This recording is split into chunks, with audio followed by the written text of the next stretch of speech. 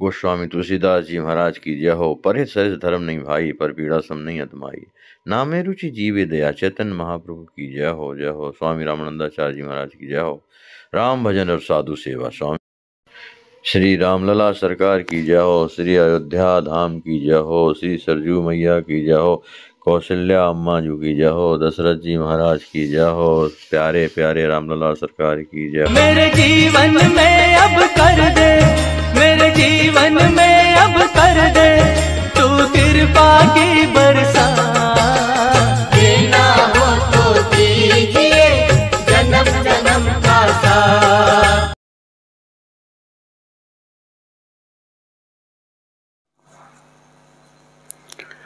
बोलिए श्री गोस्वामी तुलसीदास जी महाराज की जय। कल के प्रसंग में हम आप लोगों ने श्रवण किया कि एक अयोध्यावासी जो डोम थे और जब गोस्वामी जी का दर्शन करने के लिए आए, दरवाजे के बाहर खड़े हुए थे, लेकिन जब उन्हें पता लगा कि ये अयोध्यावासी हैं तो जा कर के हृदय से लगाते हैं, उनका हाथ पकड़ करके अंदर ले आते हैं अपनी कुटी में और उन्हें अनेक प्रकार फल फूल देते हैं, कुछ और देते हैं। इस तरह से उनका स्वागत करते हैं। और जब वो जाने लगते हैं तो कहते हैं भैया इस बात की चर्चा प्रभु से मत करना कि मैं वहाँ तुलसीदास जी से मिलने गया तो बड़ी देर तक खड़ा रहा, तो ये चर्चा मत करना। मैंने जाना नहीं आपको, नहीं तो मैं पहले आपसे मिलता। इस बात को सुनकर के उस डोम की आंखें बरसने लगी और इस तरह से वहाँ से वो डोम चला गया। अब इसमें क्या होता है कि गोस्वामी तुलसीदास जी महाराज अपनी कुटिया में विराजमान हैं, एक चौकी पर बैठे हुए हैं और अपना भगवान का भजन कर रहे हैं। अपने भगवान का भजन करते हुए और आंखें मूंदे अपने मस्त हैं। ठीक उसी समय पर कलयुग पहुंचता है। जब कलयुग पहुंचता है तो बड़े कर्कश आवाज से कहता है, अरे तुलसीदास तुम हमें पहचानते नहीं हो कि हम कौन हैं। तुलसीदास जी कहते हैं, आंखें खोली, देखा, कहा भाई मैं आपको तो नहीं पहचानता कि आप कौन हैं, आप अपना परिचय दीजिए। कलयुग कहता है कि मैं साक्षात कलयुग हूँ और वर्तमान समय में जो मैं यहाँ का जो है शासक हूँ, माने राजा हूँ, कलयुग के राजा हैं। तुलसीदास जी कहते हैं कि आपका नाम तो बहुत सुना, लेकिन दर्शन आपका आज मैंने किया, मैं तो भाग्यशाली हूँ। कहिए क्या सेवा है। कलयुग कहता है कि मेरे शासन काल में रहते हुए और तुम मेरी खिलाफत करते हो, तुम्हारी इतनी बड़ी हिम्मत हो गई। तुलसीदास जी कहते हैं भैया मैं तो कुछ नहीं करता हूँ, भगवान का गुणानुवाद करता हूँ, और इसके अलावा मैंने ऐसा कौन सा अपराध कर दिया जिसके कारण आपको इतनी परेशानी हो रही है। कलयुग कहता है कि तुमने जो रामचरितमानस जो लिखी है तो इस माने इस ग्रंथ के द्वारा लोग सभी कोई भगवान की ओर चल रहे हैं, तो मेरी तो धज्जियाँ उड़ रही हैं। बोलो तुम ये कहते हो कि मैंने कुछ नहीं किया मेरे राज्य में रह करके, और तुम सबको भगवान के रास्ते में लगा रहे हो। मेरा ऐसा स्वभाव थोड़ी है जैसा तुम कर रहे हो। पर याद रखो, तुम एक काम करो, अपनी इस रामचरितमानस को के पन्ने फाड़ करके और गंगा जी में बहा दो। अब जब ऐसा कहा, तुलसीदास जी बेचारे कुछ बोले नहीं, बड़ी बड़ी आंखें दिखाता हुआ तलवार नंगी तलवार लिए था हाथ में। कहा याद रखना, अगर तुमने किया नहीं तो मैं शासक हूँ, तुम्हारा ठिकाना लगाऊंगा। अब तुलसीदास जी महाराज क्या कहें। अब कलयुग है, बात तो सही है, राजा हैं वो जिनके राज्य में रहना है।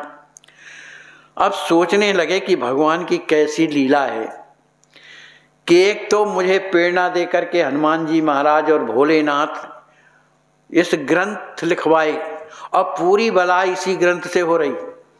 तो लिखवाया, किसी तरह से लिख गया तो ब्राह्मणों से सुलझा दिया। अब किसी तरह से वहाँ से निपटे तो अब कलयुग भगवान आ गए। अब मैं क्या करूँ, अब कहाँ जाऊँ। सोचने लगे अब क्या, ऐसे संकट में अब किसे पुकारूं। सोचा मेरे तो गुरुदेव हनुमान जी हैं, अब उनके अलावा कौन है।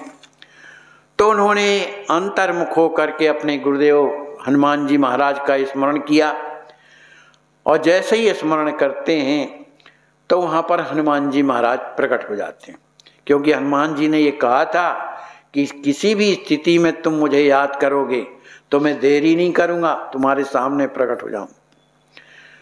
जैसे ही प्रकट होते हैं, तुलसीदास जी कहते हैं कि प्रभु कलयुग धोंस दिखाए गो पुनि पुन पीसत दंत, और तुम बिन दुख कासों कहूँ कृपा करो हनुमंत।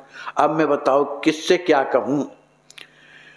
सुन बिनती प्रगटे बजरंगी, सांचे हरि भक्तन के संगी, तुलसीदास उठ कीन प्रणामा, हनुमत कहो जयत श्री रामा। हनुमान जी तो प्रकट हो गए। कहिए तुलसीदास जी क्या बात है। तुलसीदास जी महाराज हनुमान जी के चरणों में प्रणाम करते हैं, और जब प्रणाम करते हैं तो हनुमान जी महाराज भी जय सीताराम कहते हैं, और उन्हें उठा करके वो बैठाते हैं। तुलसीदास जी कहते हैं गुरुदेव अभी अभी जो है ना कलयुग आया था, और वो प्रकट रूप दिखा करके मुझे डरा धमका करके चला गया, और वो कह रहा था कि इस रामचरितमानस को फाड़ करके गंगा में बहा दो, और नहीं तो तेरी मैं धज्जियाँ उड़ा दूंगा। अब आप ही बताओ मैं क्या करूं। अब हनुमान जी सोचने लगे क्या करें। सोच करके कहते हैं तुलसीदास जी इस समय शासन तो प्रभु ने कलयुग को दिया है, बात भी सही है, माने प्रभु का दिया हुआ राज्य है, तो इसके विरोध में तो मैं कुछ नहीं कह सकता, क्योंकि प्रभु ने इसे शासक बनाया है। और ये निश्चित है कि ये भक्तों का विरोधी है, जो धर्म करेंगे उसका विरोधी है, क्योंकि इसका स्वभाव है, कलयुग है। पर चिंता मत करो, मैं उपाय तुम्हें बताता हूँ, तुम निराश बिल्कुल मत न हो। तुम एक काम करो, और आशा है कि वो काम अगर तुम पूर्ण कर लोगे तो तुम्हारे ऊपर जो है भगवान की कृपा होगी, और कलयुग तुम्हारा कुछ नहीं कर सकता। तुलसीदास जी कहते हैं तो फिर गुरुदेव बताइए मुझे करना क्या है। हनुमान जी कहते हैं तुम एक काम करो, एक विनय पत्रिका लिखो, विनय पत्रिका, जिसमें प्रभु के गुण भी हों और प्रभु की कृपा भी हो, है ना, और भक्तों के प्रति उनकी छाया कैसी होती है, माने किस तरह से कृपा होती है, इस तरह के पद उसमें लिखो। और जब वो ग्रंथ तैयार हो तब मुझे वो ग्रंथ देना, तब मैं जा कर के श्री लक्ष्मण जी महाराज के चरणों में प्रार्थना करूँगा, उन्हें मैं अगुआ बनाऊँगा राम जी के दरबार का, और भरत जी महाराज जो है उसका सत्यापन करेंगे कि ये बहुत अच्छी बात है। और श्री राज किशोरी जी से हम भी वहाँ पर माने प्रार्थना कर लेंगे कि कृपा करो इस ग्रंथ के ऊपर, तो सब काम बन जाएगा। इसलिए तो पहले विनय पत्रिका लिखो। तुलसीदास जी ने कहा ठीक है प्रभु मैं लिखूँगा, जो आज्ञा कह करके, और हनुमान जी तो अदृश्य हो गए। अब यहाँ पर तुलसीदास जी महाराज अब कुटी में दूसरे दिन विनय पत्रिका लिखने के लिए तैयार हुए। कागज कलम उठाए, उस समय भोजपत्र चलते थे भैया, भोजपत्र होते, तो माने उसी में लिखने लगे। तो पहले उन्होंने गणेश जी की वंदना लिखी, गाइए गणपति जगवंदन, शंकर सुवन केसरी नंदन, सिद्ध सदन गज बदन विनायक, कृपा सिंधु सुंदर सब लायक, मोदक प्रिय मुद मंगल दाता, विद्या वारिद बुद्धि विधाता, मागत तुलसीदास कर जोरे, बसहु राम सिए मानस मोरे। ये पहला पद लिखा।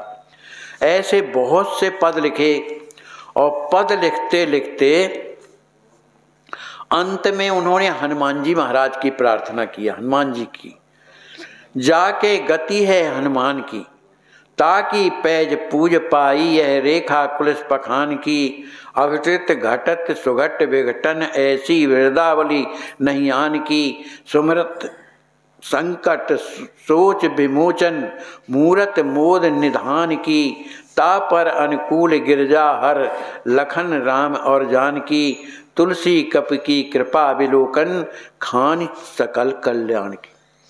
ये जो है पद जब लिख लिए, उसी समय होता क्या है कि तुलसीदास जी को ऐसा कुछ लगा कि जैसे कोई अंदर हमारे प्रवेश किया, लेकिन दर्शन नहीं हुआ, प्रवेश किया ऐसा लगा उनको। और उसी समय जो है उनके बाँह में इतनी पीड़ा होने लगी, इतनी पीड़ा होने लगी कि वो जो लिख रहे थे अब लिखा नहीं जा रहा था। दाहिने हाथ में उसमें भी पीड़ा, अब कैसे लिखें। किसी तरह अब और पद लिखने की स्थिति में थे, लेकिन दर्द बिल्कुल प्रति क्षण बढ़ता जा रहा था। इतना ज़्यादा दर्द बढ़ गया कि उन्होंने कलम वहीं पर रख दिए और कराहने लगे। जब कराहने लगे तो सोचने लगे कि ये पीड़ा का क्या कारण क्या हो सकता है। लगता है कोई अशुभ परिणाम प्रारब्ध का होगा, इसीलिए तो हो रहा है, या कोई ग्रह दशा मेरी आ गई होगी इसलिए। और यह सोचने लगे कि आखिर यह क्रम से क्रम असह्य होती जा रही, मानिए वेदना बढ़ती जा रही है, लगता है कि अब आगे मैं नहीं लिख पाऊंगा। और तो उन्होंने कलम पुस्तिका वहीं पर रख दिया। और जब रख दिया तो उन्होंने हनुमान जी महाराज की फिर प्रार्थना किया।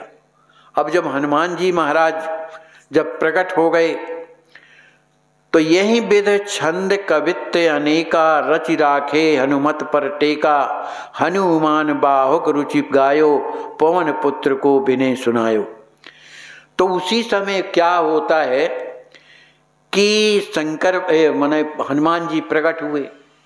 उन्होंने कहा पता नहीं ये इतनी ज़्यादा पीड़ा दे रही है कि हम आगे नहीं लिख पा रहे हैं, अब आप ही कृपा करिए। तो उन्होंने फिर आखिर भगवान शंकर और हनुमान जी में कोई अंतर तो नहीं, तो हनुमान जी महाराज ने शंकर भगवान का स्मरण किया और हनुमान जी प्रकट हो गए। अब जब शंकर जी जब प्रकट हो गए तो तुलसीदास जी महाराज को देख करके कि बड़ी पीड़ा है, कराह रहे हैं। आखिर भोलेनाथ क्या नहीं जानते, वो उन्हीं के चेला ने तो ये पीड़ा दी थी, भैरव जी ने।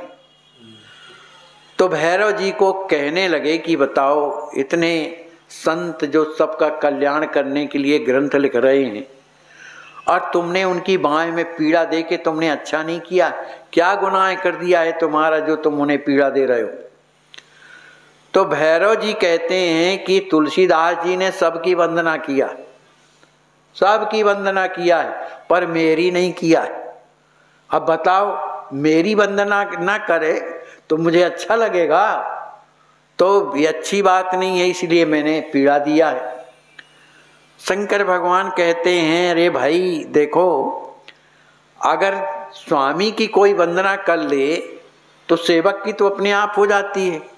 शंकर जी ने तो मेरी वंदना की है ना, कि नहीं की है, उस मेरी वंदना के साथ तो तुम्हारी वंदना हो गई। आखिर भैरव जी कुछ ना बोले, ठीक है स्वामी जी जैसा कहा तो इनकी पीड़ा को हरो। तो कहा ये कुछ उपाय करें। तब उन्होंने हनुमान बाहुक की रचना किया। और जब हनुमान बाहुक की जब उन्होंने रचना किया उसी स्थिति में, तब फिर हनुमान जी महाराज ने अपनी पूंछ का झाड़ा लगाया, अपनी पूंछ से झाड़ा। जब झाड़ा लगाया तो वो दर्द ठीक हो गया। अंत में सोचने लगे कि अब भैरव जी नाराज हैं तो उनके लिए पद लिखा जाए। तो विनय पत्रिका में उन्होंने भैरव जी का भी एक पद लिखा। भीषणाकार भैरव भयंकर भूत, प्रेत प्रमथा धिपति विपत्ति हरता, मोह मूषक मार्जर संसार भय हरण, तारण तरण करण करता। यस्य गुणगान गणति विमल मति शारदा, निगम नारद प्रमुख ब्रह्मचारी, शेष सर्वेश आसीन आनंदवन, प्रणत तुलसीदास त्रासहारी। इस तरह से उन्होंने हनुमान बाहुक का जो है एक प्रणयन किया। और उनकी बाँह की पीड़ा में हनुमान जी महाराज ने जैसे ही पूंछ घुमाई, वो पीड़ा शांत हो गई। अब इसके बाद क्या होता है, बिने पत्रिका लिख धरी हनुमत के संकेत, बैठ रही दरबार में प्रभु को स्वीकृत हेत।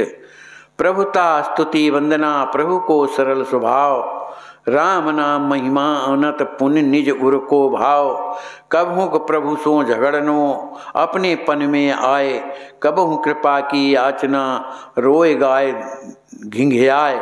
मन को हटकली को कपट प्रभु संबंध रहस्य, बिने पत्रिका माई भो सबको सामंजस्य।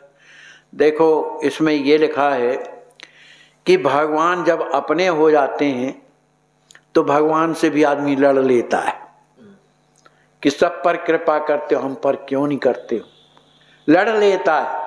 भगवान से बुराई मान लेता है, बोलता नहीं। अब भगवान मनाने, ऐसी बहुत सी कथाएं है ना।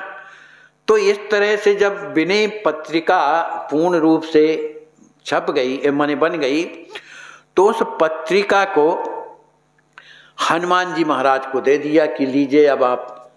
क्यों नहीं, उन्हीं ने कहा था कि बिने पत्रिका लिखो, क्योंकि कलयुग का डर तो सबको है, क्योंकि उसी के राज में रहना है। अब निर्भय होना है तो उपाय हनुमान जी ने बताया। भाई कलयुग को यद्यपि हनुमान जी उसका सब कुछ कर सकते रहे, लेकिन राम जी महाराज के दिया हुआ शासन है ना भाई, उन्होंने ही तो राजा बनाया है कलयुग को। तो अब चूंकि स्वामी के का विरोध कैसे करें, इसलिए हनुमान जी कुछ नहीं बोले। उन्होंने उपाय बताया। तुलसीदास जी महाराज ने वो बिने पत्रिका हनुमान जी को दे दिया। अब हनुमान जी महाराज सोचने लगे अब क्या करें। तो हनुमान जी महाराज ने लक्ष्मण जी से प्रार्थना किया। अब उस समय दरबार प्रभु का लगा हुआ है, सीताराम जी विराजे हैं, सभी भाई बैठे हैं, हनुमान जी भी विराजे हैं, और भी दरबारी लोग बैठे, उनके भक्त सब लगे। उसी समय पर क्या हुआ कि जब कोई गोपनीय बात जो प्रकाशित करनी होती है तो एक दूसरे से लोग कानाफूसी करने लगते हैं। तो ये कानाफूसी देख करके, यद्यपि प्रभु तो सर्वंतर्यामी सब जानते हैं, उन्होंने देखा कि ये कानाफूसी चल रही है, बात क्या है। तो उन्होंने हनुमान जी से पूछा कि हनुमान ये बताओ ये सब ये क्या हो रहा है, कोई ऐसी गोपनीय चर्चा चल रही है जो मुझे नहीं बताया जा सकता है, बताओ क्या बात है, बताओ।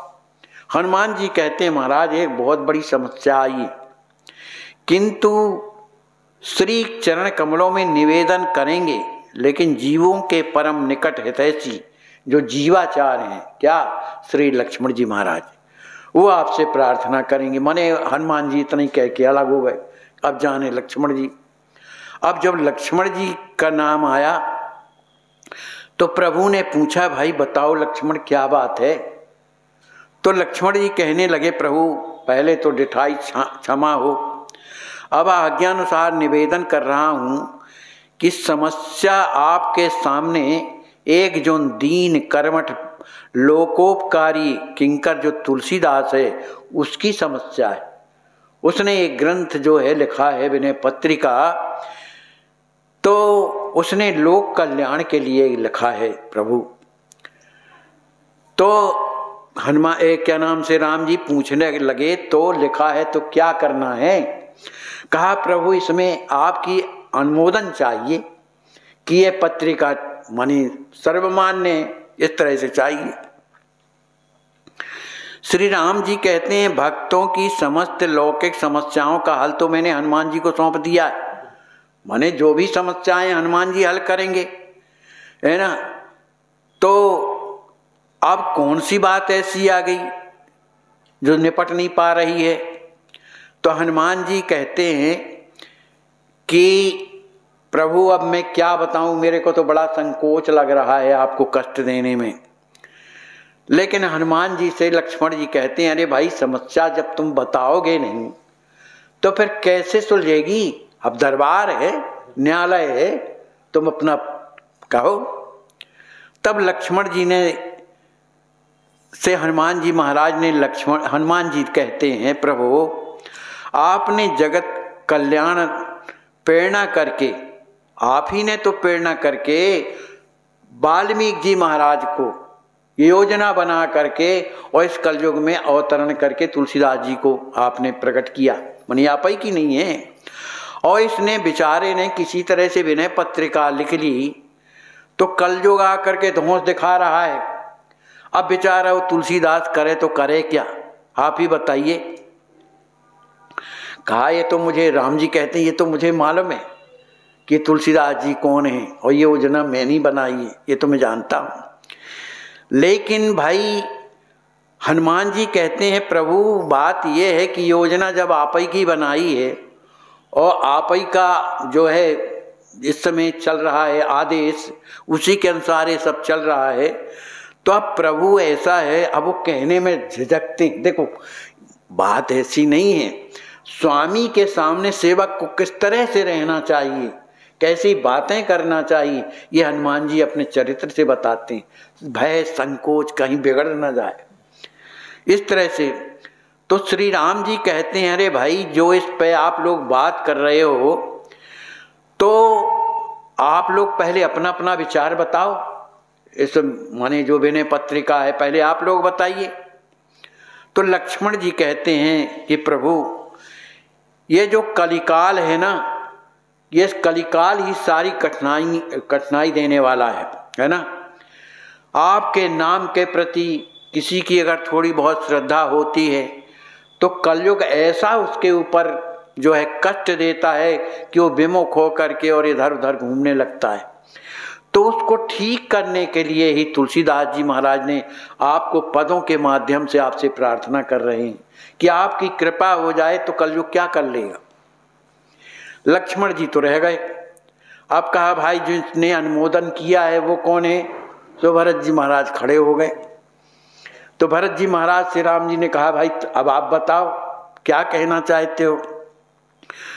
तो भरत जी महाराज कहते हैं श्री चरणों की कृपा से जिन रसमय एवं रहस्यमय लीला चरित्रों को ऐश्वर्य एवं माधुर का समानांतर दिग्दर्शन कराते हुए श्री तुलसीदास जी ने जो विनय पत्रिका लिखी है ना, वो वास्तव में लोकोपकार के लिए, लोगों का कल्याण होगा।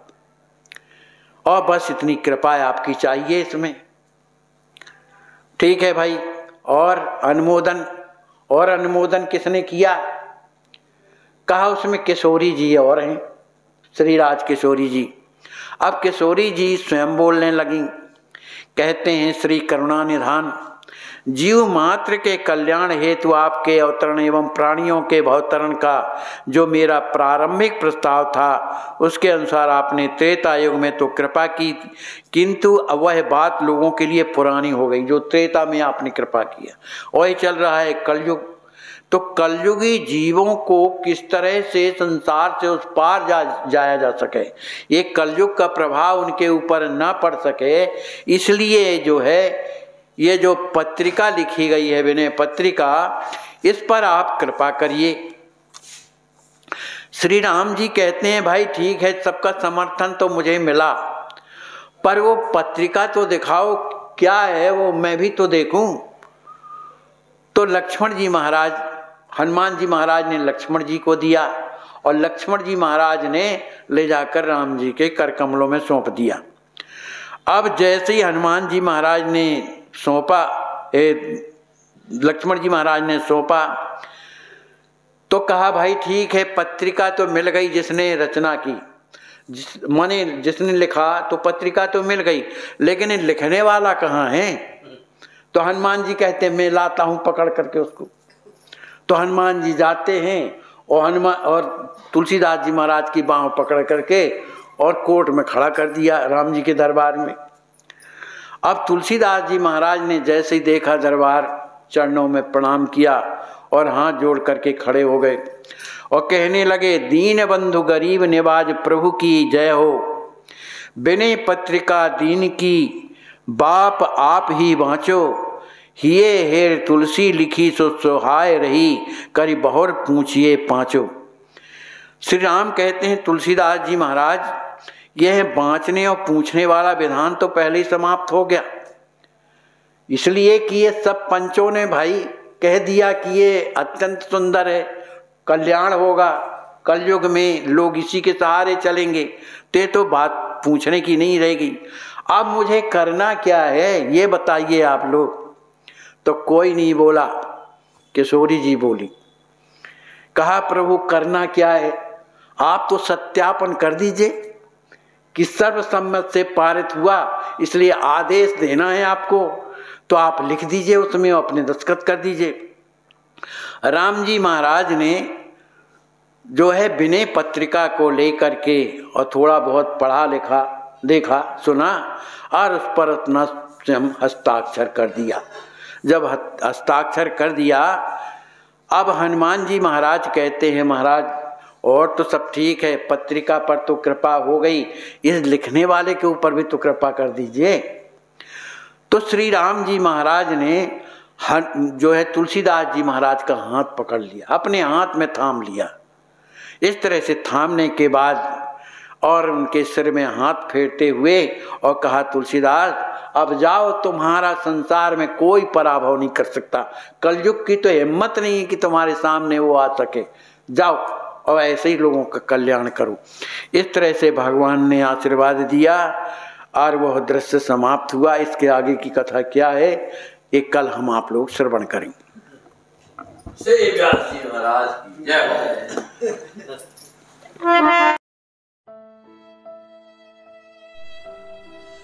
इनको लकवा मारने के बाद 1 महीने तक अपने बिस्तर पर पड़े रहे। दुर्भाग्य हमारे समाज का, कोई हाथ नहीं लगाता था, बेचारे खिसक खिसक के लेटरन करते थे। आज अस्वस्थ संत सेवा ट्रस्ट आपकी देख रहे हैं आप किस प्रकार से स्नान करा रही है और इनको हर प्रकार के इलाज की सुविधा अब चलने लगे हैं ये। और मेरे प्यारे भाइयों, जिंदगी में कठिनाइयां हमें सही रास्ता दिखा जाती हैं, अवश्य ही उनसे घबराना नहीं चाहिए। जय श्री राम। आपकी अस्वस्थ संत सेवा ट्रस्ट के द्वारा इन्हें लखनऊ मेडिकल कॉलेज भेजा गया है ऑपरेशन के लिए। बहुत कष्ट है, बिना ऑक्सीजन के इनके प्राण नहीं रह सकते हैं।